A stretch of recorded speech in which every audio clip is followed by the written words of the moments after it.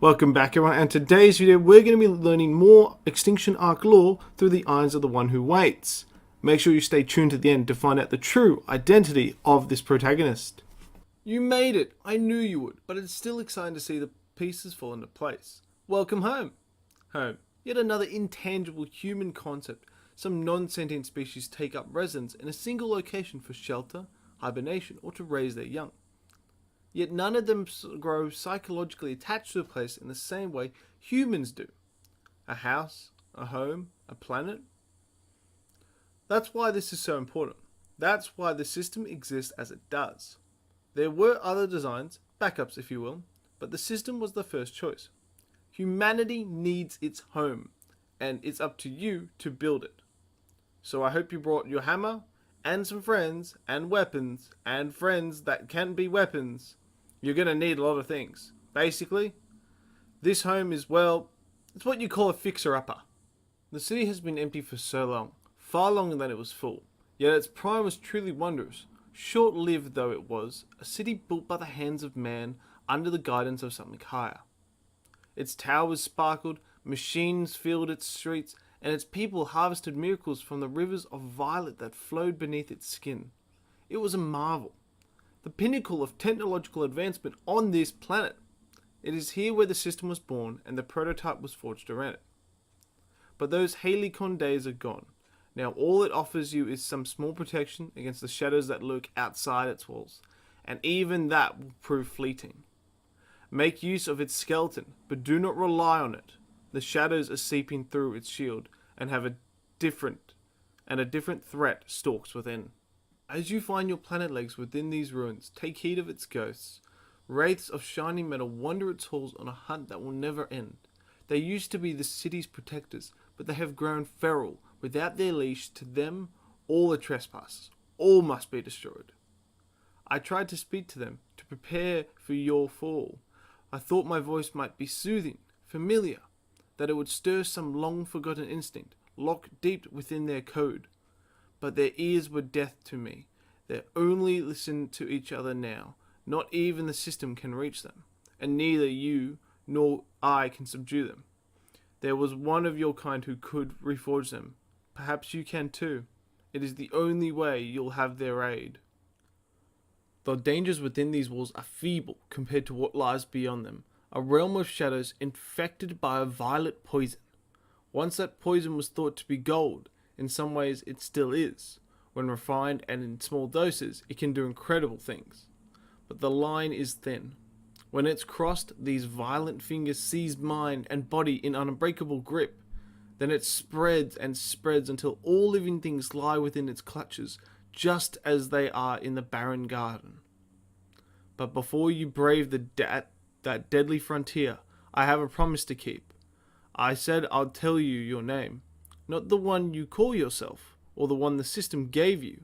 I mean the thing that defines you, as waiting defines me.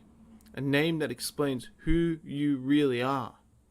So you ask, who are you? Well, you're you, but not just once. You're you over and over again. I'll rephrase. If our identity is defined by our actions, then what is yours? Are you one who engages in fisticuffs with helpless trees? No. What defines you is that you try again. Should you starve, you try again. Should you fall from a cliff, you try again. Should you be digested by some magnificent predator, you try again. And now, Earth, humanity, life, you can give all of it the chance to try again too. Because you and all your siblings who fell from the sky are the ones who will try again. To you, one who tries again. Death is a toothless creature long past its prime, yet for those who do not share your present, it was the apex of the apex. An unassailable predator, its grip absolute, until I pried that first soul from its clutches. It was a happy accident, born of desperation. Death, that inescapable hunter, closed in on its lonely prey, and I couldn't bear the sight. I tried to pry its jaws open, but I had no hands. So blindly I thrashed and cried for help until I stumbled upon her. One who could be those hands. One who could give that person more than I ever could. My thoughts grasped her thread and tugged. Without knowing how, I pulled her back into the world for a second chance, and death lost its first tooth.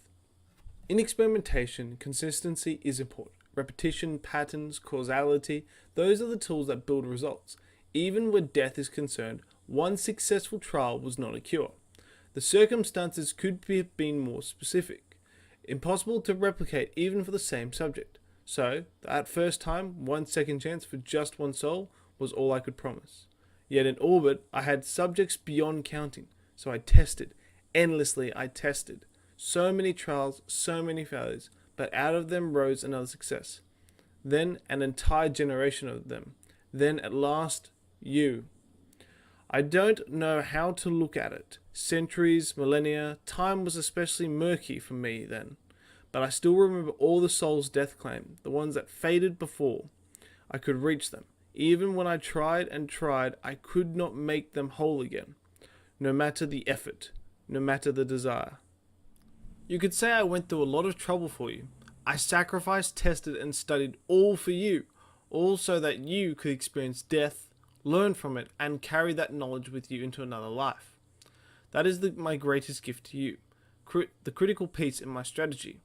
It's what allowed you to defy the system and its broken rules. It's what allowed you to bring this planet back from the brink. But it's not free. Each time you return from death's clutches, there's a toll. Not for you, for the system. It takes resources, and resources can't be created, only converted. You see, those islands in the sky are seeds, and when they fall, they need what's left of the system's energy to bloom. So when the barren garden is fully revived, you'll lose the ability to revive yourself. I'm sorry about that, but this is the best plan I had. I keep telling you what I can't do, but I need you to understand I'm neither omniscient nor omnipotent.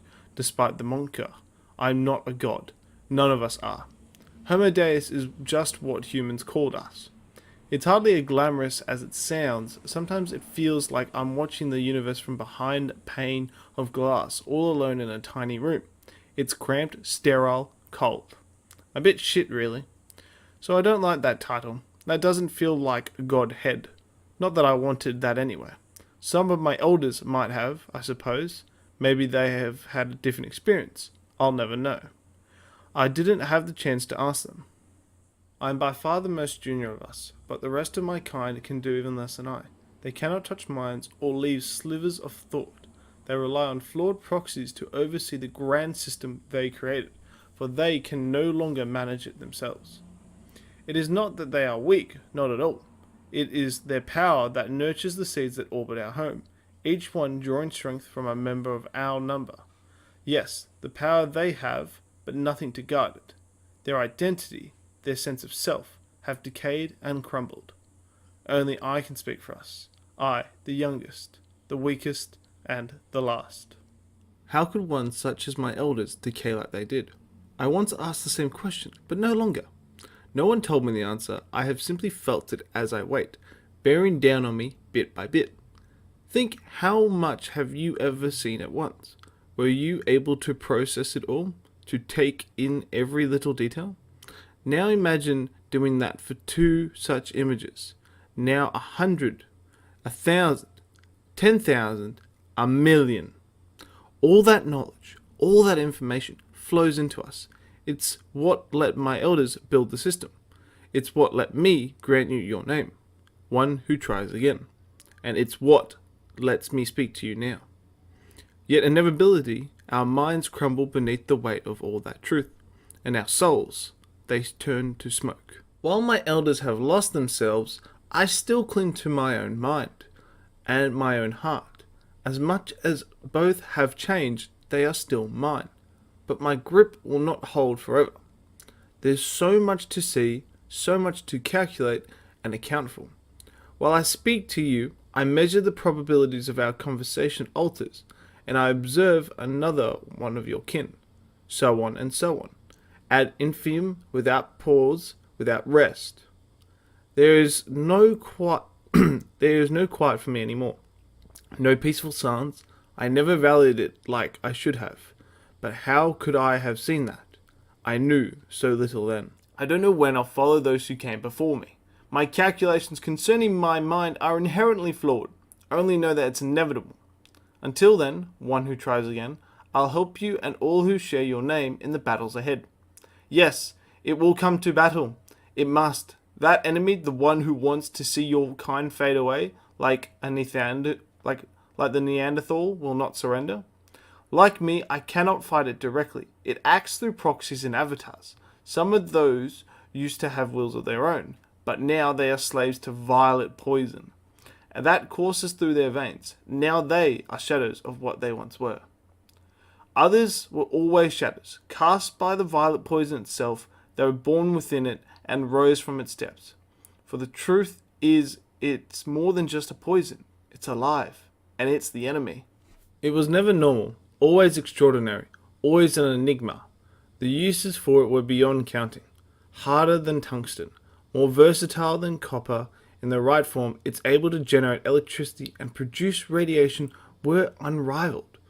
It's no surprise then that things moved quickly: impact, discovery, invention, and production, all in rapid succession. It took generations to notice the change, far after the great cataclysm and the rise of my elders. By then, its roots had reached the far corners of the garden, and still it spread, replicating, infecting. Those it had use for became its shadows. The rest it devoured. It is unclear to me whether it was a matter of evolution or awakening. That is to say, I am not certain if the violet poisoned turned into the all-consuming virus it is now, or if it was always that way. Either is possible. Was it an infection carried across the universe like an interstellar pollen, or a remarkable resource mutated into a monstrosity? Was our garden invaded, or twisted by the greed and ambition of its keepers? I don't know the answer. I'm not sure it matters. What's clear is that it's merciless, unfeeling. It's driven by base instincts and primal emotion, propagation, hunger, and hatred. And it spreads those to its shadows, hatred most of all. I have seen firsthand how the poison makes its shadows. I know how it takes lives and twists them, how it coaxes them onward with song and warmth. It processes them every need and desire, but it only leads them down into the depths of madness. It is a pit so deep that none can return from it, even the strongest, even the most brilliant. Yet the darkest shadows are the ones that were never truly alive to begin with, the ones born of violet poison itself, titanic manifestation of its ravenous hunger and endless hatred. More than that, they are its avatars, made of its very essence. They carry pieces of the poison's collective conscious, and they spread its influence. Destroying them would wound the poison itself. They are both its strength and its weakness. All of this leads to you and your kin, the ones who tried again, who have found the path from the seeds in the sky to the barren garden below. You can banish the shadows. Some who share your name have already started. Some have yet to begin. Yet all of you play an important role. Each shadow that falls adds to the sum of your efforts. And if you fall them all, the poison will begin to recede.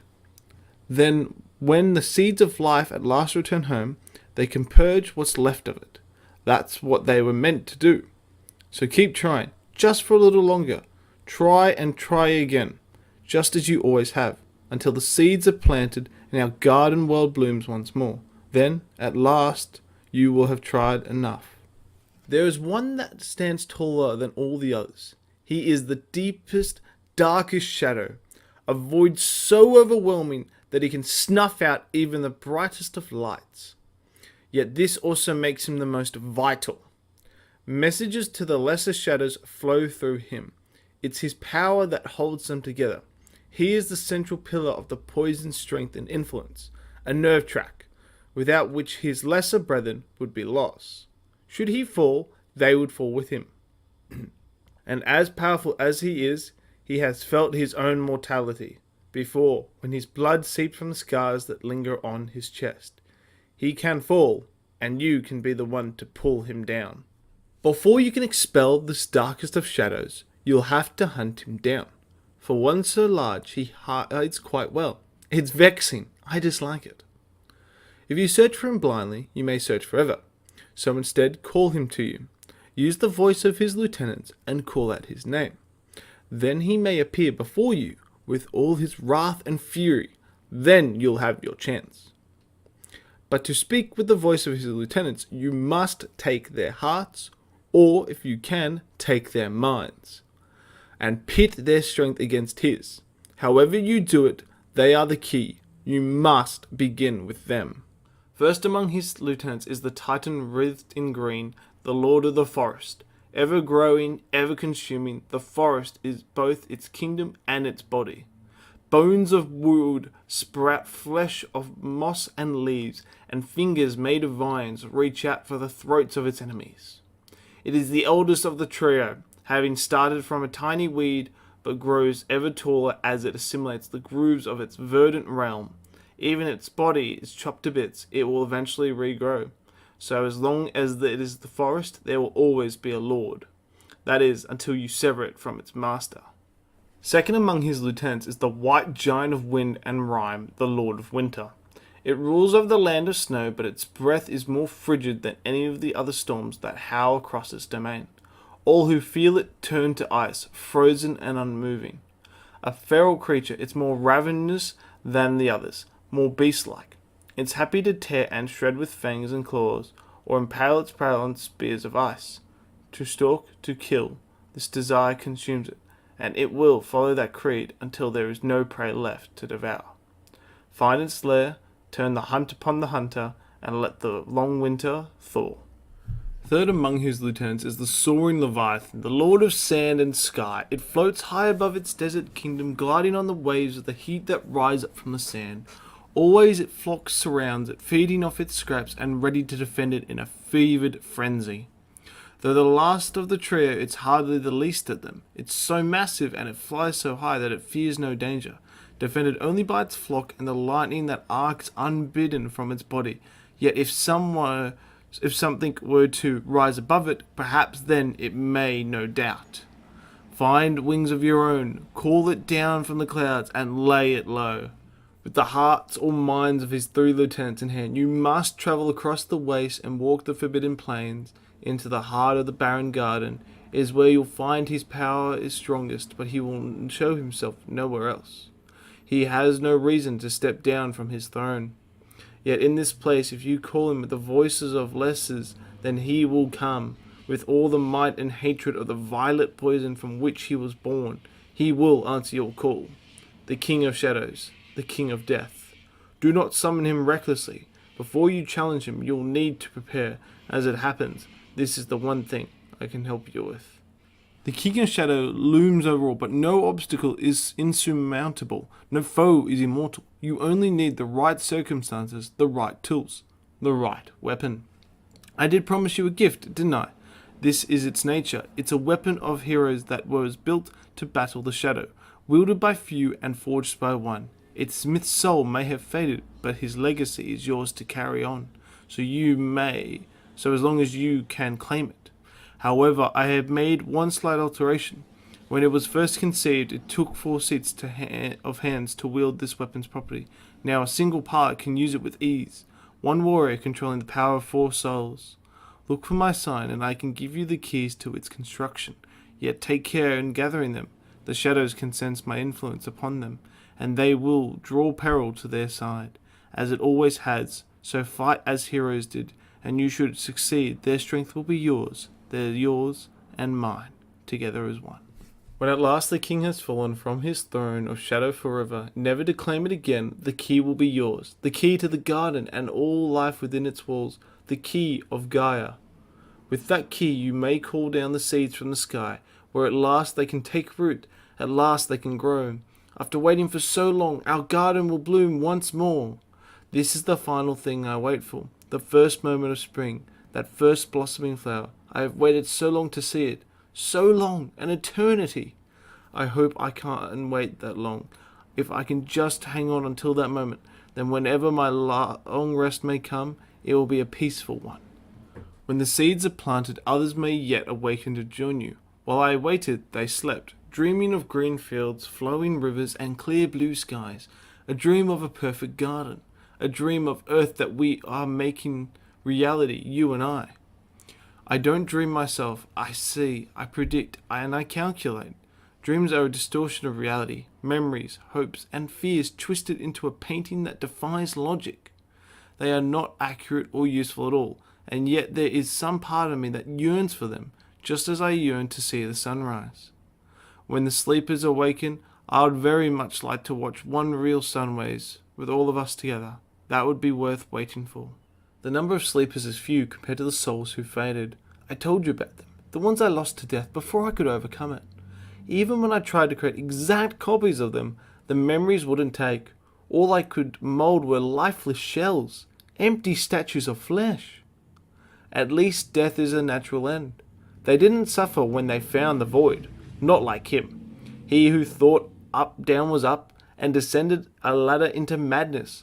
I could see him in those depths, that twisted place where torment and euphoria are reversed. He brought that fate upon himself, but even so, I am glad you put an end to it. Thank you. I'm grateful for your company too, very grateful. I know I've been rambling, this conversation is quite one-sided. I'm just glad for the chance to speak to another being. If only through these shards of thought, as I've said, time and I are at odds, and I have no idea how long I've been waiting, alone, completely alone. My elders have lost their identities before I came to be. There were no others to teach me what I am, no one to speak to, no one to know. There will never be, for the path was shut behind me. No one else will rise to these heights from the tomb of man. I am certain that this is for the best, but selfishly, I sometimes wish it weren't the case.